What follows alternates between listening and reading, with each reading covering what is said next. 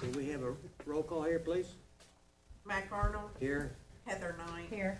Rob Turney, Tara Hunter, Here. John Stroud. Here. All right. Okay. Mr. Davis, first appeal that we have here, 3543. Would like to enlighten us on that, please? Will you promise to tell the truth? Yes, I do. Thank you. Boza Appeal 3543 is submitted by the Joel Hopper Estate for the property located at 128 South Main Street. The applicant is requesting a 4-foot side yard setback variance for a new house pursuant to Article 27, Schedule of Regulations, Schedule A, Appendix A, Zoning Code, City of Henderson, Kentucky. This property is zoned R2. Notices were sent to surrounding neighbors. We have not received calls concerning this appeal. The applicant is requesting a 4-foot side yard setback for both the north and south side yards of the property.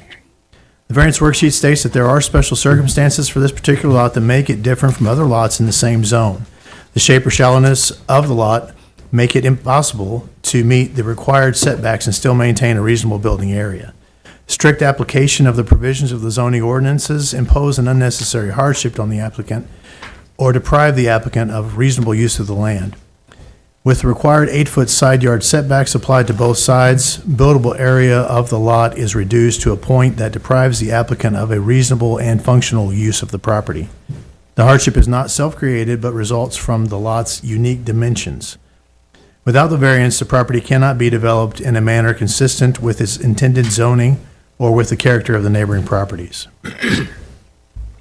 Special circumstances they state in the worksheet are: 1, the granting of the variance will not affect public health, safety, or welfare in that the requested reduction in setback does not interfere with drainage, utilities, or emergency access, and it does not impact visibility of traffic flow.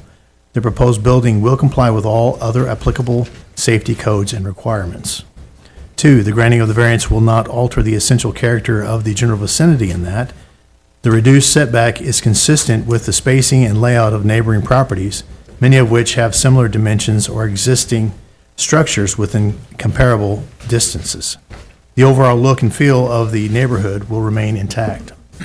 3, the granting of the variance will not cause a hazard or nuisance to the public in that the proposed structure will not block sight lines, restrict access, create congestion, or otherwise disturb neighboring properties. Noise, traffic, and use of the property will remain consistent with residential standards. 4, the granting of the variance will not allow an unreasonable circumvention of the zoning ordinance in that this request is due to the unique and narrow dimensions of the lot, not an attempt to bypass the zoning ordinance. Approval provides relief only to the extent necessary to allow for reasonable use of the property while maintaining the spirit and intent of the ordinance. Staff has reviewed the request and submit the request for the board's consideration and action.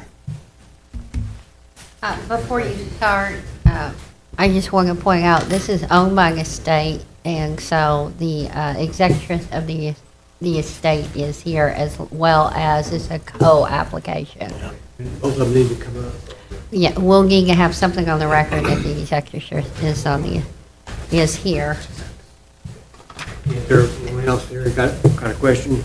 Board? No. Will the representatives for this appeal please come forward? Sign in.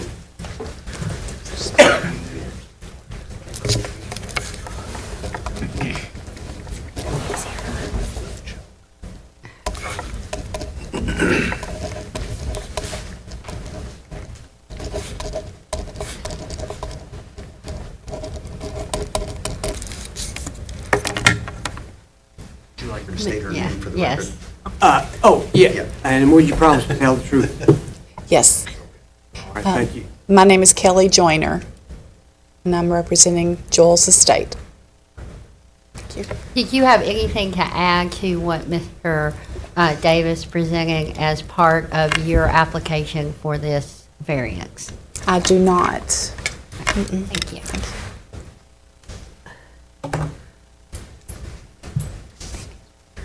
Would the other person was of interest really to it? I don't know if you need Mark Chumbler, my wife Jenny and I are the ones attempting to purchase the lot from Probably the, you'd be good, just, you sign in there and we'll get I'll you do it. sworn in too. thank you.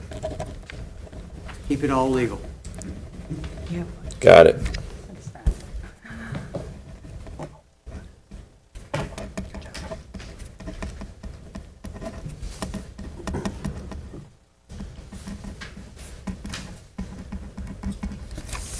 All right, Mr. Trump, tell the truth? Yes, sir. All right, Thank you. One question I have, now, I guess, I don't know if we back go. up to the. Go for it, Mr. Arnold. You just thought you were gonna get up. I have one question I wanted to check on too. I've always, in the past, have seen when there is a shared driveway, that the property pins actually are in the middle of that driveway. I didn't know if there's anything like that standing or not. I see that it says the lot is only 37, but is there anything that lists or gives that right of way in that drive? We actually may refer to Mr. Gold later, who's occupied part of that shared driveway for some time now. But we had Bailey Surveys survey it again a few weeks ago, and I'm happy to give these to you. But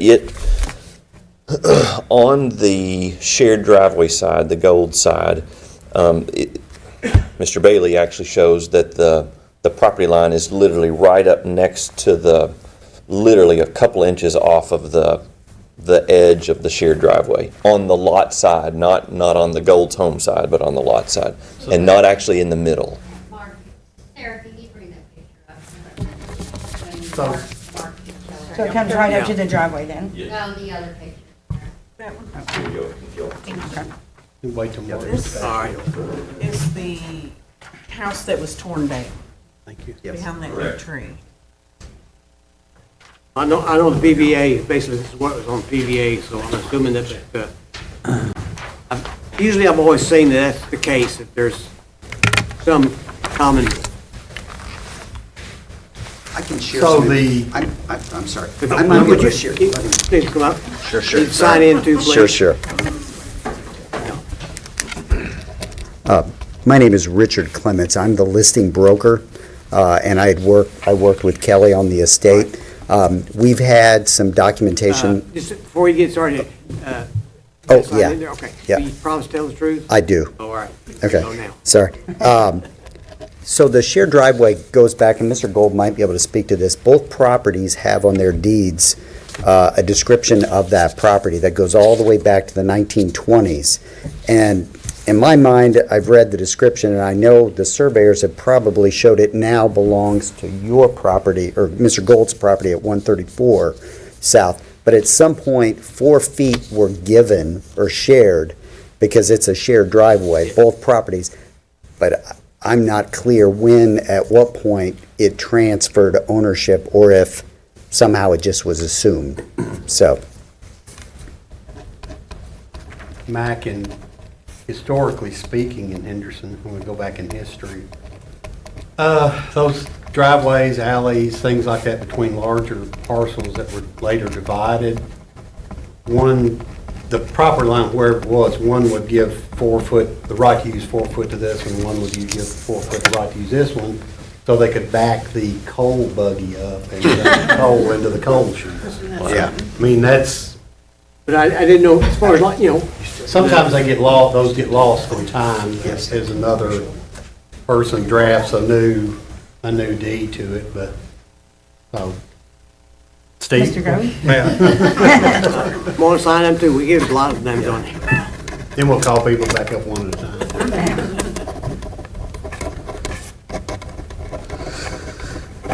My name is Steve Gold. I am one of the owners of 134 South Main Street, the property on the other side of the shared driveway, and I swear to tell the whole truth and nothing but the truth, as far as I know it. And part of it is just having done some title work and just going back historically, looking at our house, that part of it goes back to like the 1820s, and so just kind of looking historically at who had owned it in the past and stuff like that. I ran into kind of the explanation of this shared driveway. our house had been there originally, and I think it may have been the original house on the block. And then as things got sold off later around the early 1900s, yeah, there was a lawsuit. There was anger between the owners. Now, when Mr. Hopper at one point owned both of these lots, so there became what's called a unity of interests there, so that kind of gets rid of that. But when the two deeds were done after, well, when the deed was done to us after that, it was stated in there that it was clearly a shared driveway, and we were happy that it's a shared driveway. First of all, I want to say I love the idea that my friend Mark Chumbler is looking at buying this lot. I think it's great. Then later, after the house was taken down, the existing house, and I think you see a picture of that now, it was about 4 feet off the alley or some such. It wasn't very far off the driveway.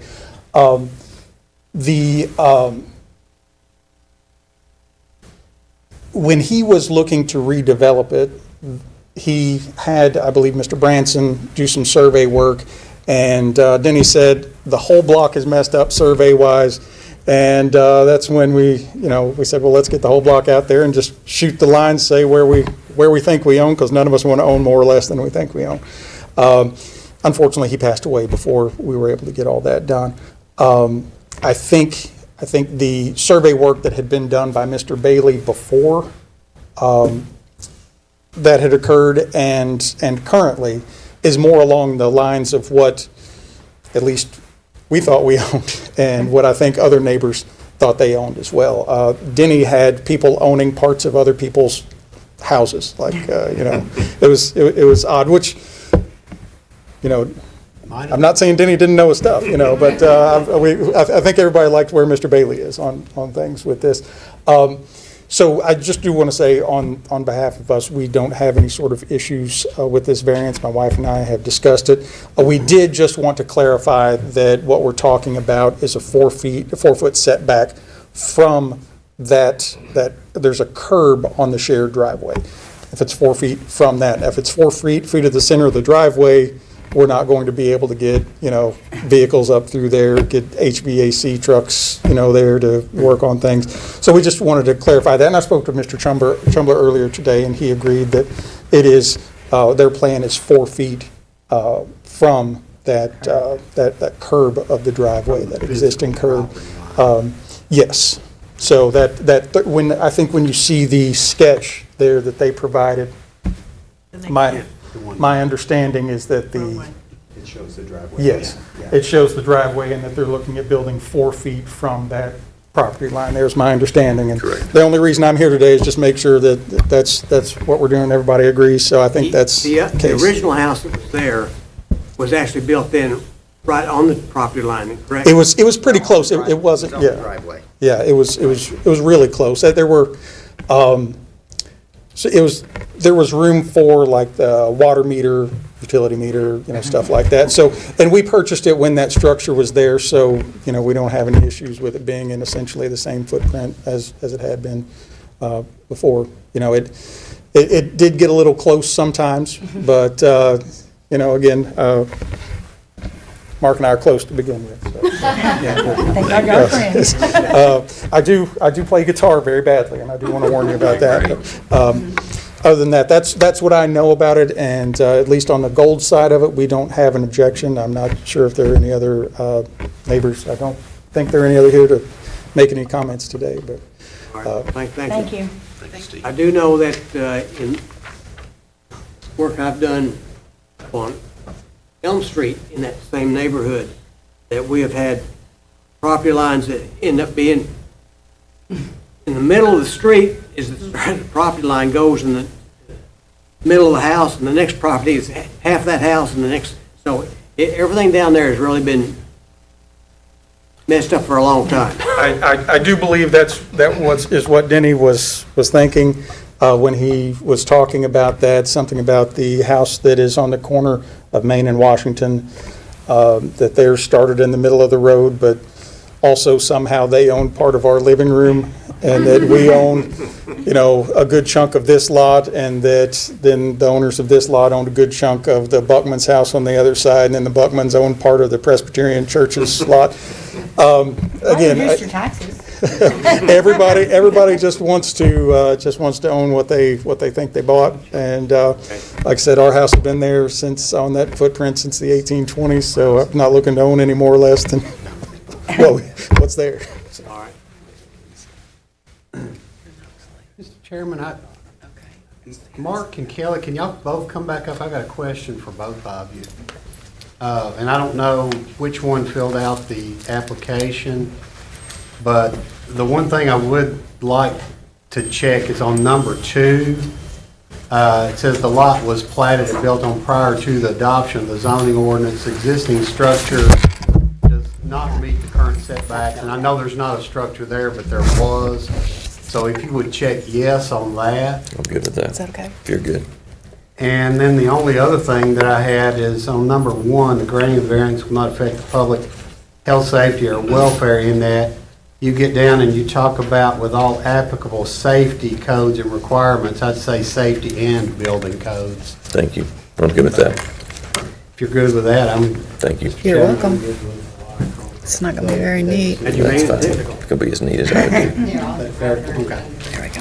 Thank you, gentlemen. Did we decide on what it was, 37 foot one? Yeah. John, you have any other? That's all? That's all I have. Does anyone else have any questions? No. Uh, I do want to say something, Mr. Chairman. Just to be clear, the variance will be from the drip edge of the house, at that 4 feet, if it's granted, just to be clear, okay? Drip edge is the drip edge of the roof? The roof. Yeah, roof line, right. yeah, Sure. Not the wall of the building. Sure. necessarily, unless you don't have an eave, which Sure. some people don't. Okay. We're aware. Thank you. all right, thank you. There's no other information. Is there anyone here that would like to speak for or against this bill? Please come forward now. Not seeing anyone, we will close the open forum and for a vote here. Mr. Chairman, I move that we grant appeal number 3543 for a 4-foot side yard variance on the north and the south lines of the property located at 128 South Main Street with the conditions listed as followed, and those are all of the conditions which they acknowledged and the changes thereto of the variance worksheet. You don't want to read the whole thing, do you?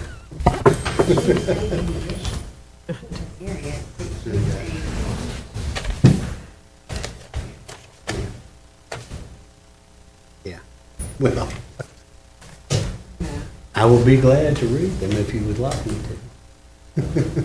I'm fine with it. Just that you're avoiding that. Mhm. I'm adjoining to that to my motion. Yeah. Yeah. The evidence showed the granting will not affect the public health, safety, or welfare in that the required reduction in setback does not interfere with drainage, utilities, emergency access, and it does not impact visibility or traffic flow. The proposed building will comply with other applicable safety and building codes and requirements. Will not change the essential character of the general vicinity in that the reduced setbacks will be consistent with the spacing and layout of the neighboring properties, and it may many of which have similar dimensions or existing structures within compatible distances. The overall look and feel of the neighborhood will remain the same. Will not cause a hazard or nuisance to the public in that the proposed structure will not block any sight lines, restrict access, create congestion, or otherwise disturb neighboring properties. Noise, traffic, or use of property will remain consistent with residential standards. And that it will not allow an unreasonable circumvention of the requirements of the zoning regulations in that the request in is due to the unique and narrow dimensions of the lot. It's not an attempt to bypass any of the zoning ordinance. Approval provides relief only to the extent necessary to allow for reasonable use of the property while maintaining the spirit of the intent of the ordinance. And that I'd also like to say that this variance is only being granted at this time to the property, to the Kelly Joyner, who is the property management, and the Chumlers. Any alterations of this, they would have to come back before this board. Second. One question I just thought about too, do we need to think about any construction, I mean, fire ratings, walls, considering, That's why I put the part in there about the building. So typically, the IRC would require a 5-foot separation from any, like, say, the drip edge, anything that's protrusion, that's sticking out from the wall of the building. And the IRC, KRC has adopted the IRC, so that's what the requirement would be. At a 4-foot separation, and the other house, you have driveways on both sides. I don't think there would be a problem as far as fire rating. Yeah. I think the part in there that I put in about the building, about all building codes, That should cover it. that's Steve's latitude to, just, I was kind of curious about it. I know what you're thinking about, Yeah. the 5-foot separation with the openings. We've got a motion, we have Second, Heather. a second here. Roll call, please. Heather, Yes. Tara, Yes. John. Yes. Okay, it looks like this appeal has been granted, and good luck to Chumlers and everyone else here. Thank you very much. Signing up for Porch Fest. Yes, ma'am. That's the hope. You gotta have Steve play guitar in front of us. Is there anything else we need to? That's a fair one. Nice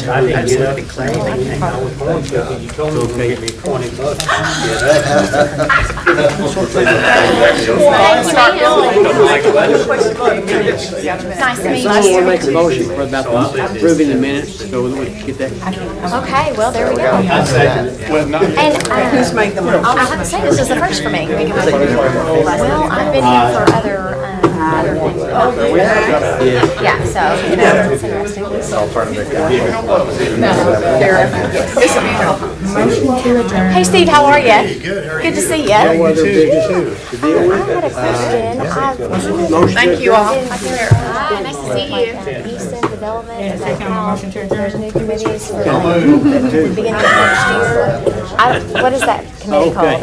All right. It's more about grant money and, maybe that's it. We are adjourned. About how the grant money is being spent.